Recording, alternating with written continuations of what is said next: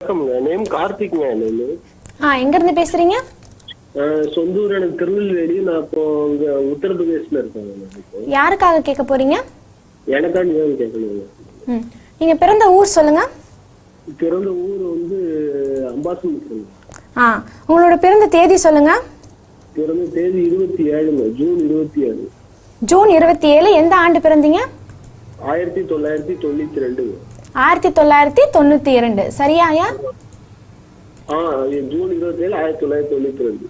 எந்த நேரம் பிறந்தீங்க? காலையில 10:30. காலை 10:30. 10. ராசி லக்னம் ஏதாவது தெரிந்தா சொல்லுங்க.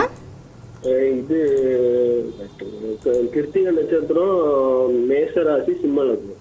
இப்ப எந்த ஊர்ல இருந்து பேசுறீங்க? இப்போ இப்போ உத்தரப்பிரதேசல இருக்கேன். ஊபியில இருந்து பேசுறீங்களா? யூடியூப்போட ஒரு பெரிய விஷயம் இல்லையா? அதாவது நேரலையில் வரும்போது நம்ம உலகம் முழுக்க எங்க இருந்தாலும் பேசிடலாம்.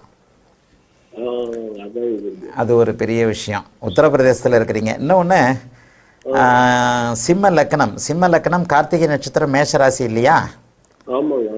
சரி, என்ன கேள்வி கேட்கணும் அன்றைக்கி? ராகுதசை இப்போ உங்களுக்கு நடந்துக்கிட்டு இருக்கு. ராகுதசையில் புதன் புக்தி ஒரு 40 நாளாக நடந்திருக்கு. 2020 ராகுதசையில் சனி புக்தி. ராகுதசையில் எப்போவுமே சிம்ம லக்கணத்திற்கு சனி புக்தி நல்லா இருக்காதுன்னு சொல்கிறேன் இல்லையா?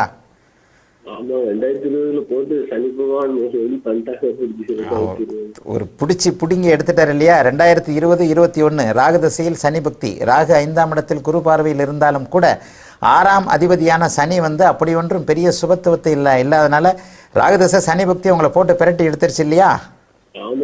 ஒரு சைடு 4 மணி சுத்தி லாக் பண்ணிட்டு இப்பதான் ஓரளவு லேசா கொஞ்சம் ஓகேங்கிற மாதிரி போயிட்டு இருக்கு.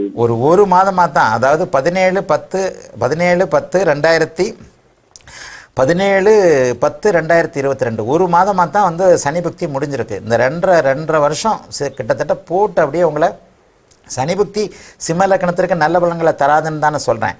புதன் புக்தி ஓரளவுக்கு நல்லா இருக்கும். ஆனாலும் தசாநாதனுக்கு அவர் சஷ்டாஷ்டகமாக பாபத்துவமாக இருக்கிறார். இப்போது இருக்கின்ற பிரச்சனைகள் நிச்சயமாக உங்களுக்கு வந்து இன்னும் 2 வருஷத்துக்கு நீடிக்கும் அப்படின்னு தான் சொல்ல முடியுமே தவிர கண்டிப்பாக குறைவதற்கான அமைப்புகள் இல்லை. ஆயினும் ராகு வந்து குருவின் பார்வையில் இருக்கிறது மிகப்பெரிய யோகம். குரு சுக்கிரனுடைய பார்வையில் இருக்கிறனால இந்த சனி புக்தியும் புதன் புக்தியும் தான் உங்களுக்கு சாதகமற்ற தன்மைகளை தரும் அப்படிங்கிறதா இது. என்ன கேள்வி கேட்கணும் நீங்கள்? இப்போ இந்த கேஸ் ஒன்று, டைவர்ஸ் கேஸ் ஒன்று போயிட்டு இருக்கு. அது எப்போ முடியுங்கிற மாதிரி இந்த புக்தியில முடிஞ்சிருமா? என்ன ராகுதசை புதன் புக்தியில் முடியாது உங்களுக்கு.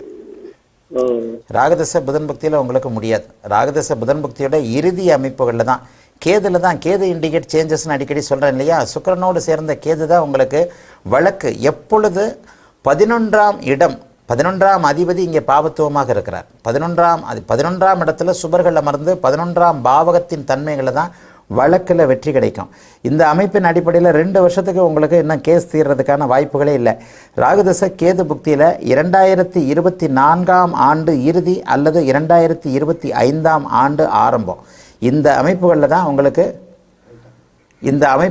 உங்களுக்கு வந்து ராகுதசையோடைய புதன் புக்தியோட இறுதி அமைப்புகளில் தான் உங்களுக்கு கேஸில் வந்து கண்டிப்பாக இது வரும்.